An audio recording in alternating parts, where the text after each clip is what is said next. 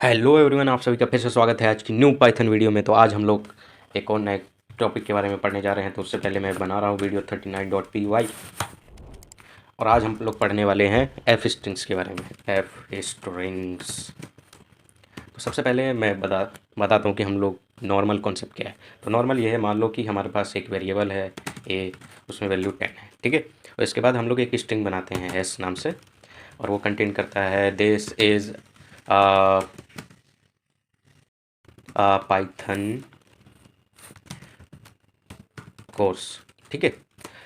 तो अब ये पहला हुआ। अब मान लो कि मुझे एक नई स्ट्रिंग बनानी है जिसमें ना मुझे ये ए वेरिएबल को भी इंक्लूड करना, मतलब वहाँ पे जो भी लिखा रहे वो मुझे चाहिए इस एस स्ट्रिंग के साथ।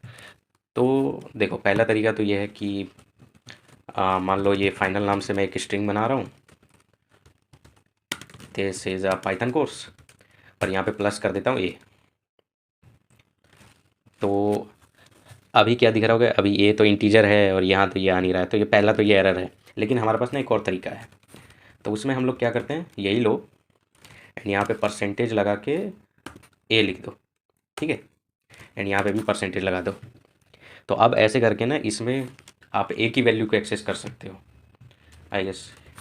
नहीं, ए नहीं, ए एस लगाना है आपको। और इसके बाद अगर मैं प्रिंट करवा दूँ फाइनल को, ठीक है, यहाँ पे मैं इसको कर देता हूँ और आप रन करेंगे तो हमें यहाँ वैल्यू दिख जाएगी, this is a Python course 10। तो यहाँ पे ए की जगह ए की जो भी वैल्यू थी वो यहाँ पे रिप्लेस हो गई है। तो यहाँ पे अगर मान लो आपके पास एक और वेरिएबल है बी इज इक्वल टू 500, तो अगर उसकी वैल्यू अगर मैं ए के बाद देना चाहूँ तो परसेंटेज एस लिखूँगा।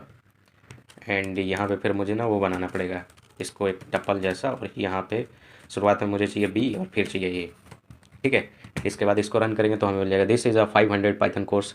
तो यहाँ पे आपको दिख रहा होगा कि हमें ये ना मैप होता है कि ये जो सबसे पहला वेरिएबल देंगे वो यहाँ पहले नंबर पे चला जाएगा जहाँ पे परसेंटेज दिखेगा, फिर जो सेकंड वेरिएबल होगा वो सेकंड वाले पे चला जाएगा, ऐसे करते करते ये जाएगा। तो इसमें ना ट्रैक रख पाना ना थोड़ा मुश्किल होता है।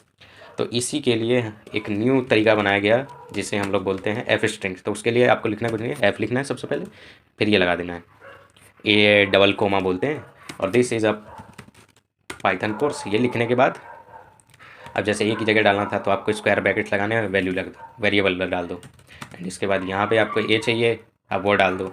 एंड इसके बाद इसको भी रन करो तो वही आता है, this is a 500 Python course, ठीक है। तो ऐसे करके अगर मान लो हमारे पास एक और वेरिएबल है सी जो जिसमें है 112, ठीक है। तो हमने ये सी वेरिएबल लिखा एंड हम सी को भी ऐड कर देते हैं। तो उसके बाद हम इसे रन करेंगे तो आ गया 112 जो कि सी की वैल्यू थी, दिस इज़ 500 पाइथन कोर्स 10।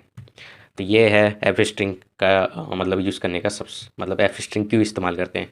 तो इसका मतलब ये है कि जहाँ पे भी आपको जो वेरिएबल की वैल्यू चाहिए आप यहाँ वहाँ पे ऐसे करली ब्रेसिस में उस वेरिएबल का नाम लिख दो, बस उसकी वैल्यू वो ऑटोमेटिकली उठा के रख लेगा, ठीक है। तो लेट सपोज मैं ना आप कुछ हम ना वैल्यू बदल रहे हैं, मान लो मैं वैल्यू कर रहा हूँ सी की दिस। अब इसके बाद रन करते हैं तो यहाँ आपको दिखा कि जब वो स्ट्रिंग बन गई ना, मतलब ये लाइन वाइज एग्जीक्यूशन हो रहा है, तो यहाँ पे स्ट्रिंग बन गई थी। बनने पर यहाँ पे भी उसने 112 वैल्यू ले ली। तो इसका मतलब ये नहीं है कि बाद में अगर आप सी को चेंज करोगे तो वो फाइनल बदल जाएगा कि मतलब सी, अच्छा सी वेरिएबल ही तो एक्सेस कर रहा हूँ तो ये आ जाएगा आंसर यहाँ पे। तो ऐसा नहीं होता, जिस टाइम उसको बनाया गया स्ट्रिंग को उस टाइम जो वैल्यू थी वेरिएबल्स की वही वाली वैल्यू को लिया जाता है। तो यही है एफ स्ट्रिंग्स में। आई होप आप लोगों को इसका यूज़ केस कैसे होता है वो आपको समझ आ गया होगा। एंड मिलता हूँ मैं आपसे नेक्स्ट वीडियो में। सी या बाय।